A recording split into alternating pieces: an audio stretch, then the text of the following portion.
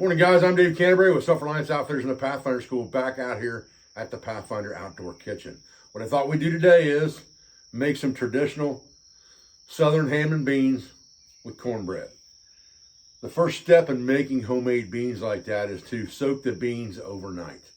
And I caught a lot of crap in the video I did, I don't know, a few days ago, a week ago, something like that, when I made that cowboy trail bean dish because I used canned baked beans instead of making the baked beans from scratch. I'm trying to show you guys different ways of doing things so that you don't always have to take so much time to do them. If you're in a camp environment and you're trying to make a quick meal for someone, making homemade baked beans is a several hour process. Just like making homemade beans is that we're doing today. We had to soak those beans overnight. And if you're making baked beans, then you have to cook the beans with the ingredients in them just to get the baked beans to then make the rest of the dish. And that's not always feasible for everyone. So I want to show you that there's other options out there available too. Yes, I can make homemade baked beans. We're going to make homemade bean soup today, but it's not as involved as trying to make baked beans because we're just basically cooking a stew or a soup, a thickened soup stock basically for our ham and beans. So anyway, just wanted to get that out there. Drives me crazy sometimes. It probably shouldn't. I probably shouldn't even care. But let's get started. All right, so we took some pinto beans and we soaked them overnight in a large bush pot of water. Now we only need 1 quart of this water for the soup because we're going to put a quart of other liquid ingredients in here. So we're going to pour part of this off and keep part of it in there and then go from there. So I'm going to want about a quart of this liquid. So I'm going to go ahead and pour that into a 2-quart bush pot and fill it halfway full. And then I'm going to drain the rest of this water off of these beans. To that, I'm going to add 1 quart of chicken stock. And again, I'm just going to use a half a bush pot as a measurement here.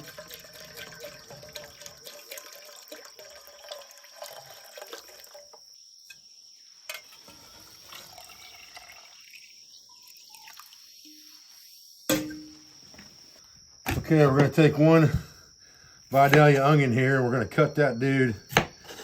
We're just going to coarse cut this thing. We're not going to get too crazy with it. Just like this.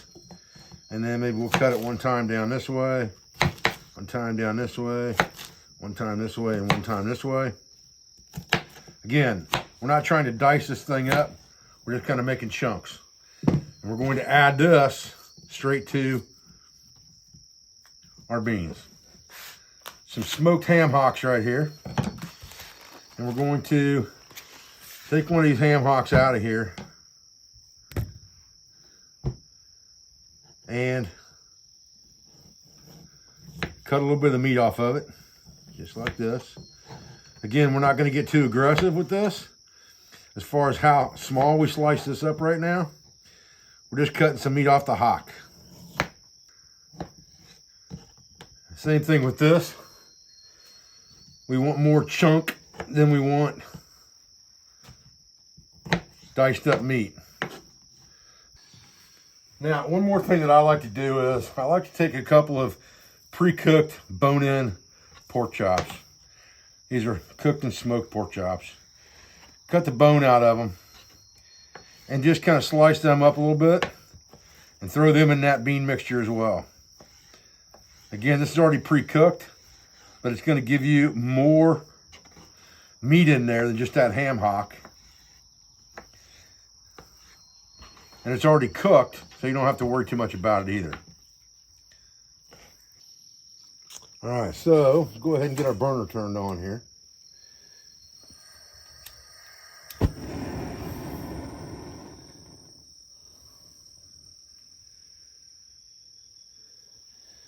And then we can add our final ingredients. Okay, I'm going to add a full tablespoon of Chop House seasoning in here.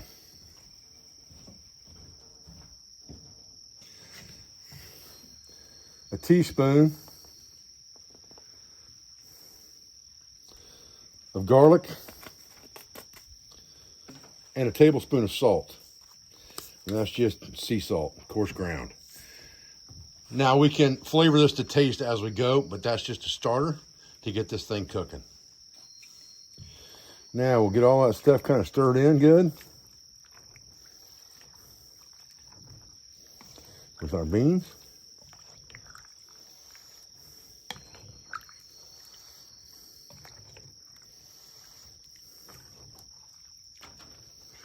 See those great onions in there, bone-in ham hock. Now, we're just gonna slow cook this bad boy for probably 2 hours.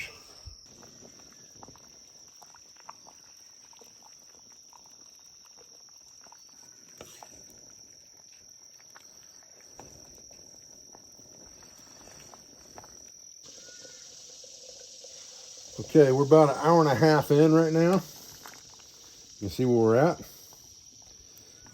We got this thing on a steady, slow boil here. Looking real good, thickening up, getting the right color to it. Looks real nice. So while we got about 1/2 hour left or so, about 35 minutes actually, we're gonna get some cornbread ready. Okay, while our beans are cooking in the background, let's get some cornbread ready. So we got some Crustae's honey cornbread muffin mix here. I'm just trying different things as we go. Never used this brand before, said made with real honey, no artificial flavors or colors. Sounds good to me. So, what do we got to do here? We need an egg. So we'll get an egg in the pan, or in the mixing bowl here, excuse me. We need 2/3 of a cup of milk. So 2/3 is a half and a little more. And we need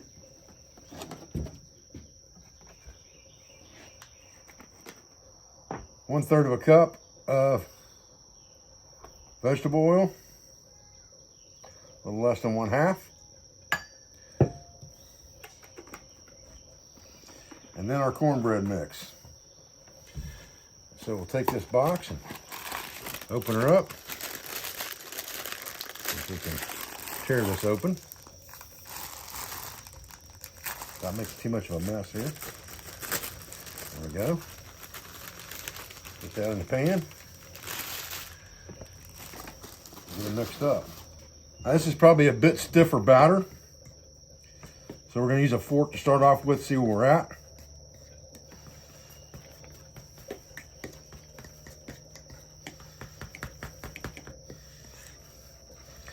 Because our wire whisk may not be quite strong enough for this thick of a batter.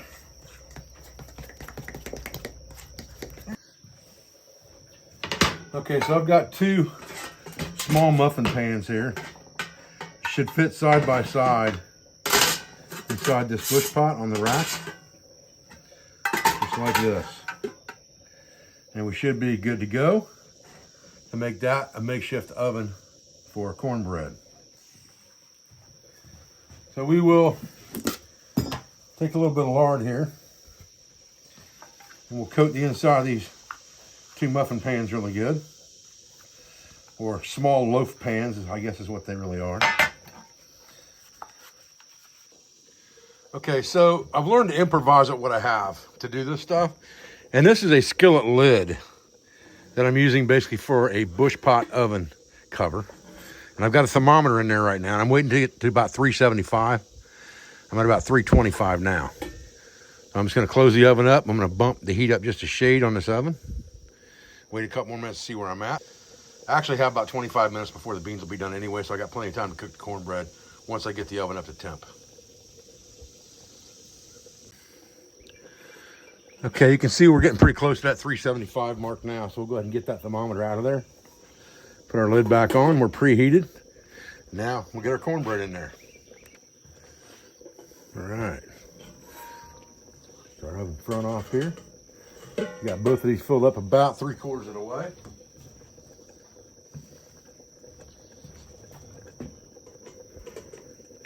both of those in. Get the front back on our oven here and start the timer.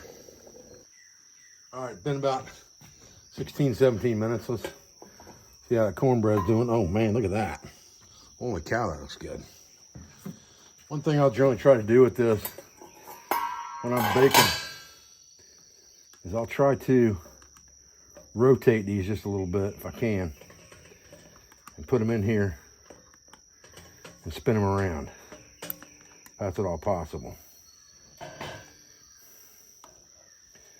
So I get both sides cooked even, because right now I can see we're nice and brown on the one side, not so brown on the other.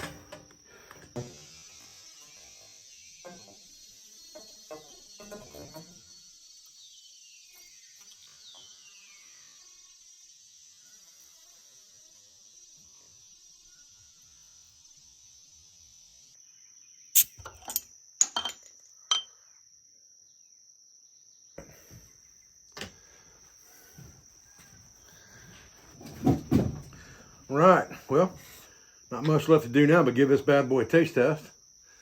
We got a Death Valley Cola here. That's good cola for sure. Cut us a piece of cornbread and get it down in them beans. What we got? Oh man, slap up some ham. Oh wow. Golly. Man. That is freaking awesome. Oh man.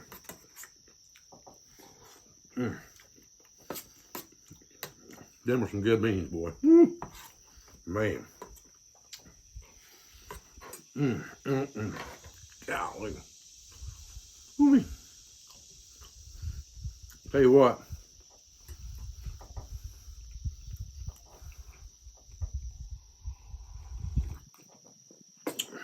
Well, the cornbread turned out just about perfect. And the ham and beans is great. I don't think it gets any better than that. Good Coca-Cola. Here's the thing. It's like 85 degrees today, 86 degrees. And this is 2 solid hours of cooking. So sometimes I'm going to make things that are quick. Sometimes I'm going to make things that are a little slower. It depends on how much time I have a lot of times as well, because I'm not putting up one video a week and taking 4 or 5 days to shoot a 20-minute video. I'm shooting these videos pretty much on the fly. And the only thing I'm cutting out of these videos in each segment is really just the fluff. If I shoot it longer than it needed to be shot, or if it's like watching paint dry, I cut that stuff out, squeeze it down to 20 minutes and go. So we're talking 2 hours to cook this meal. It'll probably get down to a 10, 12, 14-minute video, something like that. But the important thing to understand is the time it actually takes to do it, because I'm trying to do these things day by day by day by day when I have time, when I'm not teaching, when I'm not doing an appearance somewhere, if I'm not at an event. I'm trying to pound these videos out for you guys and try to get them done on the fly. I started at like 8:30 this morning. It's 11:30 now. I'll try to get it posted and edited and up before this evening. And so that's pretty much my day shot. And I only have so many days I can spare. Guys, I really appreciate your views. I appreciate your support. I thank you for everything you do for our school, for our family, for our business, all of our sponsors, instructors, affiliates, and friends. I really hope you're enjoying this cooking series, because I'm enjoying making it. And again, I do things in immersion style. So you're going to get, quite a few cooking videos, and I'll sprinkle stuff in here and there in between, but it's mainly going to be cooking for a little while until I change gears and go to something else. I've got a navigation intensive course I've got to teach here in about a week and a half. So I've got a little bit of time to shoot some videos now. So I plan on pumping them out. See you soon, guys.